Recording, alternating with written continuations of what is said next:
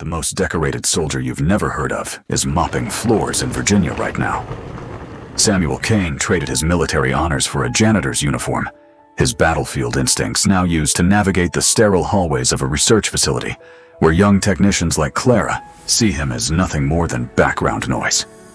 But every night when he goes home to an empty apartment, clutching a faded photo of the family he lost to serve his country, Samuel faces a battle more brutal than anything he encountered in Tora Bora.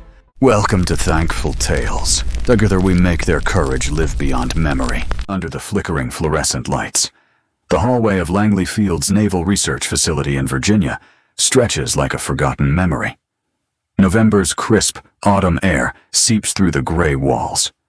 Samuel Kane, 68, pushes a creaking cleaning cart, his faded Navy uniform blending into the dull backdrop. To the young staff, he's just scenery unseen, like the potted plants in the lobby. Clara, a technician with her hair tied high, brushes past without a glance, calling him the old man who never smiles. The sharp scent of floor cleaner mixes with the cold air, pulling him back to long nights in Tora Bora, fighting to survive. In his pocket, a worn photo, a younger Samuel, arms around his wife Ellen and toddler Emily. A family once whole, now fractured by endless deployments. Samuel moves with a soldier's precision, checking exit routes before mopping, a habit from 30 years in special ops, where knowing the way out meant life or death. His left hand, scarred from a night in Kandahar, grips the mop handle, hiding a past no one notices. Clara, eyes glued to her phone, doesn't know this man once read server fan hums to detect threats. A decorated warrior, he gave up his family to protect his country. But Ellen, worn down by months of anxious waiting, left him alone. Samuel raised Emily, his voice trembling during bedtime stories when she'd ask, "Where do you go, Daddy?" Those moments are now faint echoes.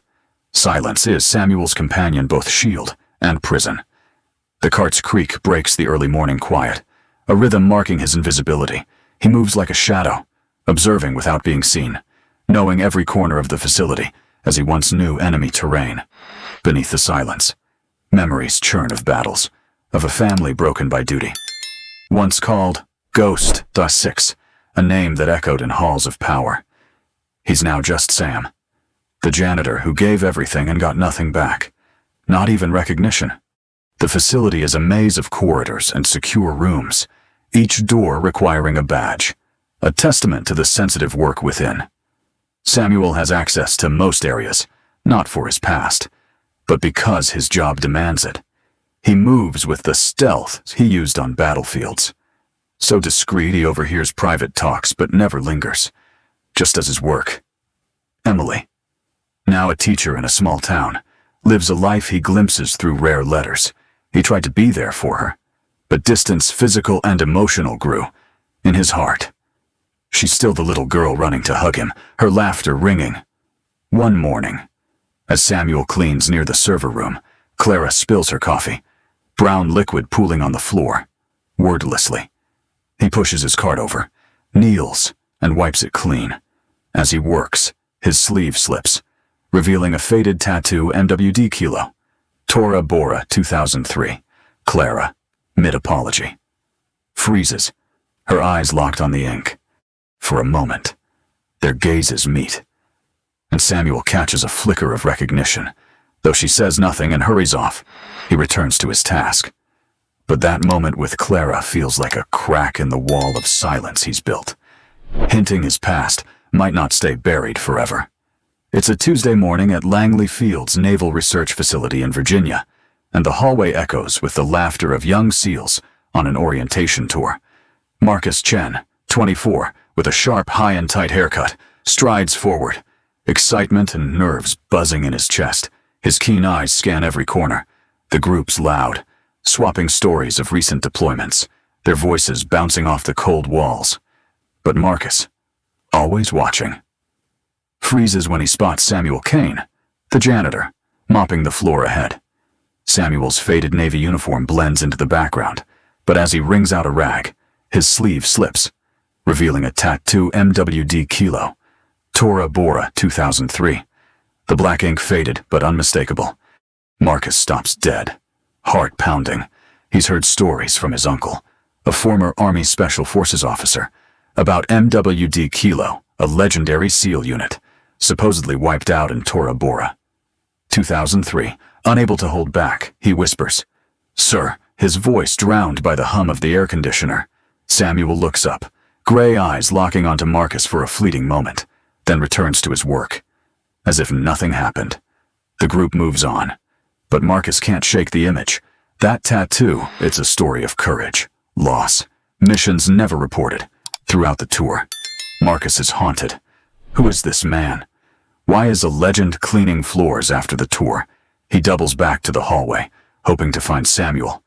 But he's gone, undeterred. Marcus calls Master Chief Rodriguez, his old mentor, voice shaky. "Sir, I saw a guy at Langley with an MWD Kilo tattoo." Silence stretches on the other end. Impossible. "Marcus, that unit was erased in 03, no survivors. But I saw it clear as day, MWD Kilo, Tora Bora 2003. Rodriguez sighs. Some stories are better left alone. If he's real, he's there for a reason. Marcus can't let it go. The next day, he's back at the facility, tracking Samuel to a storage closet. Samuel's stacking toilet paper. Movements precise, like checking a weapon back in the day. "Sir," Marcus says, voice steady despite his racing heart.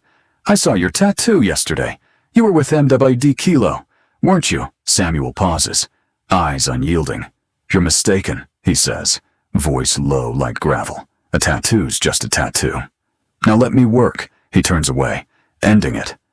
Marcus stands there, confused, but a flicker in Samuel's eyes betrays something deeper. Memories flood Samuel's mind. 2003, finding a laptop with proof of a U.S. contractor selling secrets. He reported it, only to be forced into hiding, reborn as Sam Carson, his medals buried in Colorado.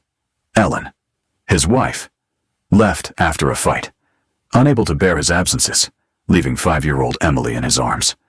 The pain is isolation, like cold wind through empty halls, and the ache of missing his daughter's life. Clara, the technician, notices Samuel standing still, jotting something on her phone, as if sensing his mystery. Marcus walks away, determined to uncover the truth, unaware his curiosity might shatter the silence Samuel's built, pulling him back into the light where his past and his bond with Emily could find healing. The freezing night wraps around Langley Field's parking lot, streetlights casting long, dim shadows on the asphalt. Cold wind carries the scent of pine from nearby woods, mingling with the faint hum of highway traffic. Samuel Kane, 68, hides in a dark corner, his breath turning to white mist. Eyes locked on the entrance where Marcus Kellerman will appear. For 3 weeks, Samuel's tracked him like a shadow, memorizing every detail when Kellerman leaves the office. How he checks his phone, his secretive meetings. Samuel reported his suspicions to superiors, but they brushed him off. "You're just a janitor." "Sam," they said, voices icy, "let the experts handle it." But Samuel knows better. Kellerman's selling military secrets, just like the traitors who destroyed his team in 2003. Tonight, Kellerman meets a contractor, a man with a scar slicing down his left cheek, the look of someone who thrives outside the law. Samuel, crouched behind a concrete pillar, raises his camera, lens capturing the moment Kellerman hands over a thick envelope, receiving a small package in return. His heart pounds. Like those nights in Tora Bora, adrenaline surging. In the break room, the smell of floor cleaner lingers on his hands as he reviews the photos, each frame a piece of justice. Samuel takes the memory card to Colonel David. "You need to see this," he says, voice low like stone. David's sharp eyes scan the images, Kellerman passing the envelope, face clear. "This is serious." "Samuel." He's repeating the old dirty game. Samuel nods. "I want in on the takedown. The sting is planned." Samuel pointing out every blind spot, every hidden path. Cameras miss. Thursday night, he stands in the darkness, wind cutting through his skin, heart heavy with memories of fallen teammates lost to corruption. A black sedan glides in. Kellerman steps out, expensive suit glinting under the light. He meets the contractor. Exchange swift, eyes darting. Samuel grips his camera, fingers trembling not from fear, but from rage, burning hot. Suddenly, tires screech, car doors fly open, FBI agents in black, weapons drawn, shout. FBI hands up, Kellerman freezes. The contractor bolts, but is tackled. Handcuffs click, red and blue lights flash. Kellerman, face pale, spots Samuel stepping from the shadows. You were supposed to be dead, he growls. Samuel closes in, gray eyes cold as steel. Good men died because of you. Kellerman, now you pay. Agents drag him away. Kellerman twisting back, voice thick with hate. This isn't over. Kane. Samuel stands still. Wind stirring desert dust in his mind. Justice rises, but his heart feels empty. Days later. Clara, the technician with her high ponytail, approaches as he mops the floor. Mr. Kane, did you really help catch Kellerman? Samuel offers a faint smile, her coffee's aroma pulling him back to sleepless nights. I just did what needed doing. Clara shakes her head. You're a hero, she spreads the story. Starts a fundraiser for veterans. Marcus Chen, now a SEAL instructor, shows up with coffee. Tell me about your team. Samuel pulls out an old photo. 8 men grinning. Tommy, bomb guy, Jake, hacker, Danny. Saved lives, each name a memory, like wind over sand. A letter arrives from Emily, his daughter, Dad. I'm proud. I love you. Samuel reads it, eyes blurring, hands shaking, knowing that despite losing his family, he's found his daughter's love. 6 months later, in May, Samuel Kane stands in the break room at Langley Field, Virginia. Spring sunlight streams through the window, warming an old photo of him with Ellen and Emily. He's decided to retire. Feeling his mission catching Kellerman and reconnecting with his daughter is complete. Samuel's chosen Sarah Mitchell, a former Army analyst who lost a leg in Syria, to take over his janitorial role. But he's not just teaching her to mop floors. He's passing down skills from 30 years as a SEAL: how to observe, spot anomalies, stay sharp. Being invisible doesn't mean useless, he says, voice low and steady. Sometimes, it's the greatest strength. Sarah, eyes resolute, asks, why teach me this? Samuel replies, because someone has to carry on. The scent of floor cleaner clings to his hands, pulling him back to long nights in Tora Bora on his last day. Marcus Chen, now a SEAL instructor, shows up with coffee and a small plaque, the best soldier no one's heard of. In memory of MWD Kilo, who served in silence, died in shadow, but whose sacrifice echoes freedom. Samuel holds it, fingers trembling, the coffee's aroma stirring memories of sleepless nights with his team. Clara, the technician with her high ponytail, stands nearby, smiling. Mr. Kane, you're a legend? Samuel shrugs, joking, just an old guy cleaning floors. Clara's laugh breaks the quiet, like a warm breeze in the cold hallway.